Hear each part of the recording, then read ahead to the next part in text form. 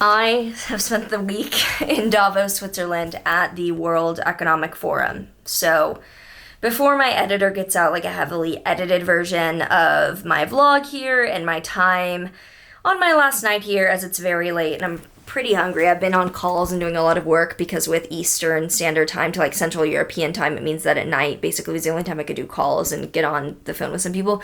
I'm tired, I'm hungry, but I want to get this video out, and my makeup is like 12 hours old. My hair's just, no, it's actually freshly washed. It was just raining today. It's kind of a mess. Anyway, I'm going to get into explaining my Davos experience. So I'll try to include some pictures, videos, everything on my own editing skills. I'm just going to upload things and hope that it works out.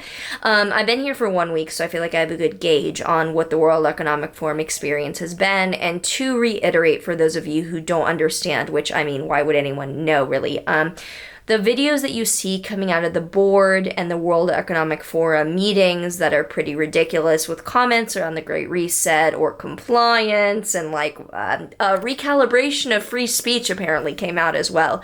Those are closed private media, like not in their events.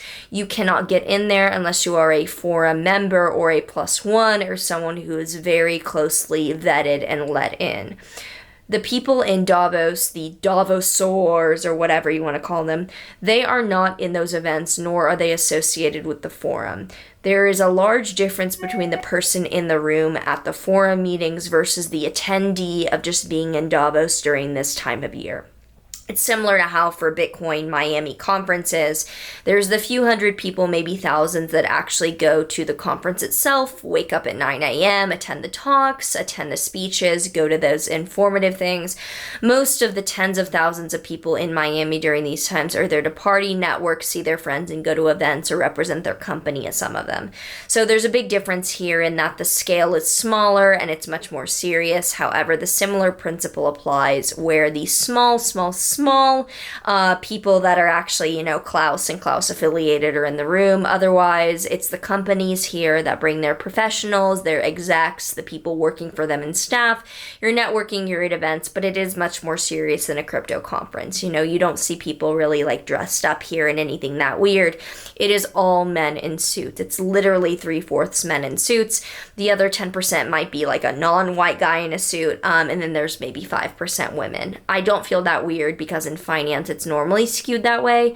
I'd say that if you're at the philanthropic talks or the environmental talks, that it might be 50-50 men, women, but on the financial side like I'm in, it's nearly all men. I'm not really someone who tries to, you know, push diversity or any type of agenda with that. Not even agenda in a bad way. I don't really care. Like, do you, do what interests you. I'm interested in finance. It's a bunch of white guys, even though I'd say there's a lot of Saudis and Indians actually. Here in Davos, Saudis and Indians really have a large, and Latin Americans. There's a lot of Latin Americans too from South America, but obviously the majority of them are going to be Europeans. Not even, I mean, maybe Americans, but majority European, I'd argue, are here. German and Swiss, big presence. So Davos itself is about 3 blocks. It is a very, maybe 4, 5. It's a very small village community. There's not that much here. There's not that much of an industry outside of the World Economic Forum. Almost all of the venues, stores, houses on this main road on the promenade are rented out to crypto, finance, financial, or major social media companies. So Google, Meta, YouTube, Polygon, Tether, Hub Culture, who I was with, they all are owning these venues. And for example, Hub Culture was the company I was with. Hub Culture is incredible. It's like a social networking alignment crypto. It's incredible. You can look up Hub Culture. The team, everyone with them, Stan, the founder that I know personally, is like a gem. They own, like, they're in Hawaii based out. They're incredible, absolutely incredible. Hub is dope. Hub is not. Just look up Hub. They're incredible. They own a bunch, or they rent out a bunch of the spaces here on the promenade, and then they host partners. So like Hub hosted Polygon, Tether, ANKR, then MasterCard even had an event. So these spaces, like we were in a hair salon, we took out all the hair things, and then it became the Hub. It just turned into just like World Economic Forum. And all the events that I went to were crypto focused, and I really enjoyed them. There are talks, there's panels, some that I was a part of, some that I attended, and those were all great. Like, the things that are being done in this space, I really admire. And as much as you can complain about the World Economic Forum itself being sketchy as hell and like overtly just like, what the fuck? Who do you think you are? Like, what? Like, I'm not gonna own nothing and be happy. Like, shut the fuck up. The actual businesses leading, announcing, doing things here, a lot of them are pretty incredible. Even specifically seeing how, I mean, I have the shirt on. I didn't even mean to do this, but like Tether, they're doing this thing called Plan B with Lugano, Switzerland, where like Tether and Bitcoin are legal tender here. They have their own like Luga token for Lugano. It's dope. You can look into it. Some of the other companies that I met, I didn't really have resonance with or just didn't know. And I will say that there are fucking insufferable people here. Like there are some fucktards that are like, you have a stick up your ass, I don't want to be around you. Nothing overt, but just like didn't vibe. Then there are some people who are doing things like talking about flying cars and like building things with water and filtration systems that are pretty incredible, and you can tell that they're not talking shit. Like, they've raised their building, they have things on the ground, they have products. So there are the incredible people like that.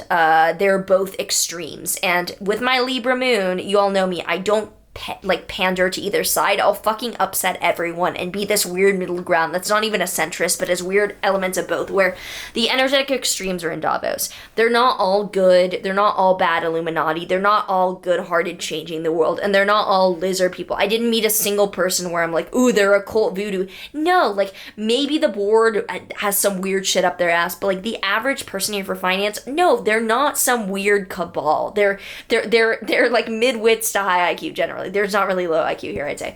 But, like, they're not weird in that way. I met some really amazing people, and I'm so thankful to Hub for, like, giving me this opportunity. I mean, the connections I made, the ability to talk about Astrace, my company that I'm building here, the interest that Astrace generated, which are, no one here batted an eye at astrology, frankly, because a lot of them are running institutions or funds which use planetary cycles in some way, even if it's not as intricate as what I do. So it wasn't batted an eye at. In fact, there's some, like, institutional interest in Astrace that was really incredible.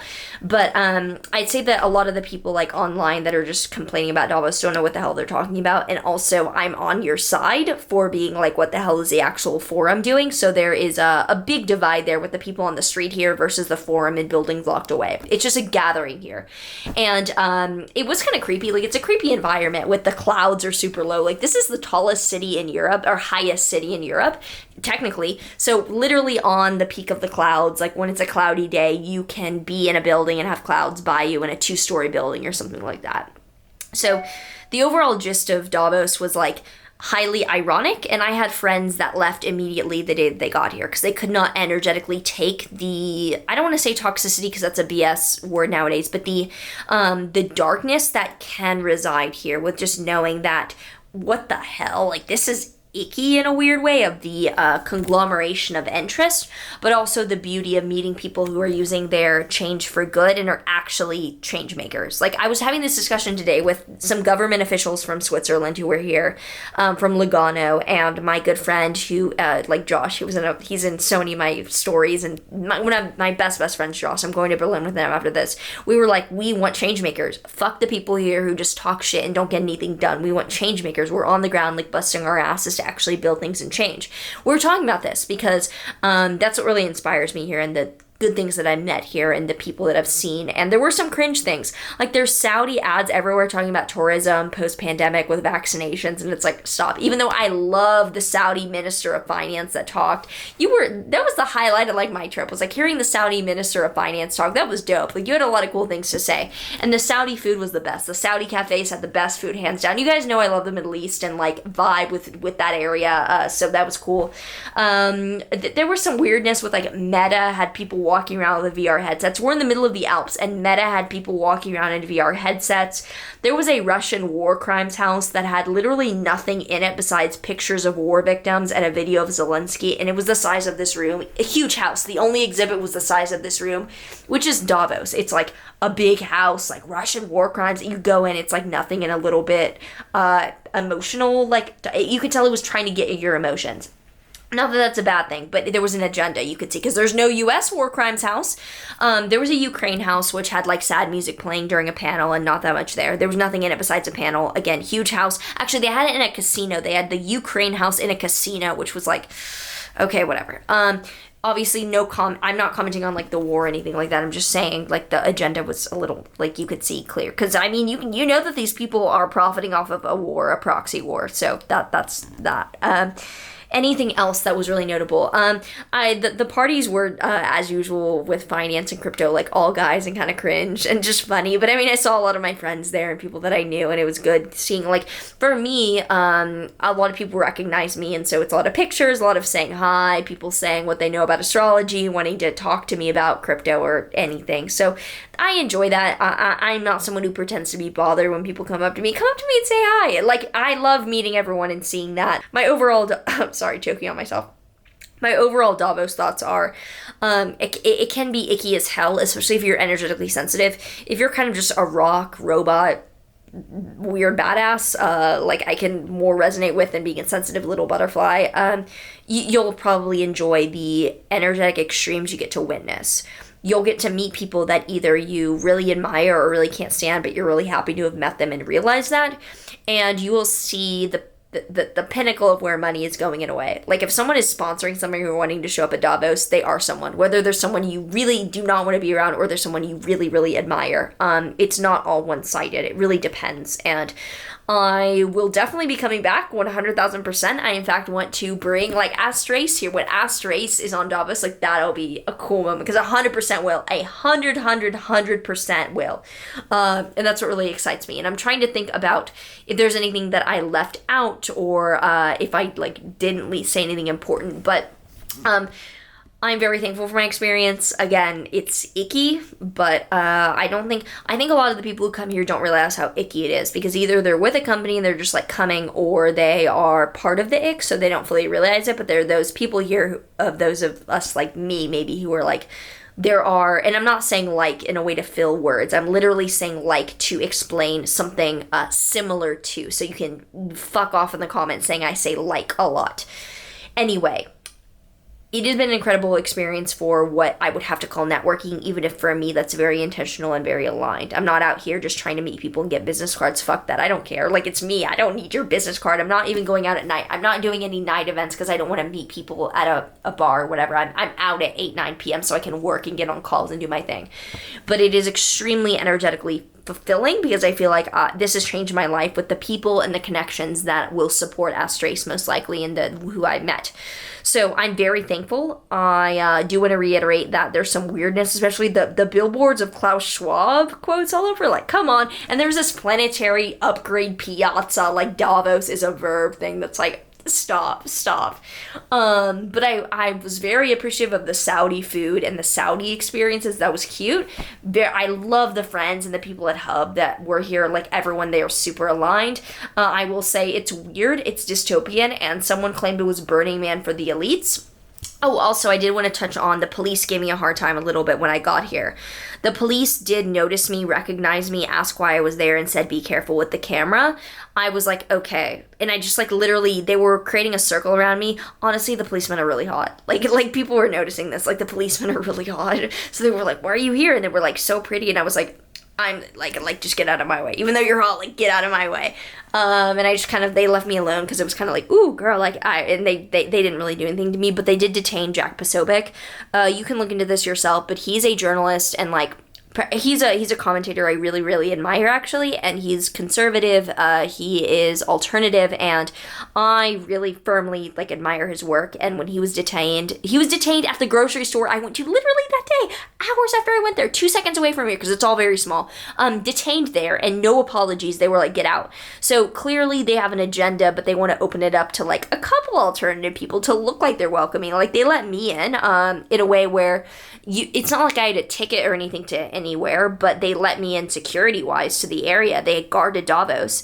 They let me in to be like, oh, we let her in a little bit edgy. They know who's here. Or if they don't know you, they don't care to, in a way. But they don't let too dissonant voices in, so maybe I won't be let in next year. We'll see if I can do enough change in the world to be on that. But they are letting some people in here who were based, but just enough to like open it up. Like they let crypto in.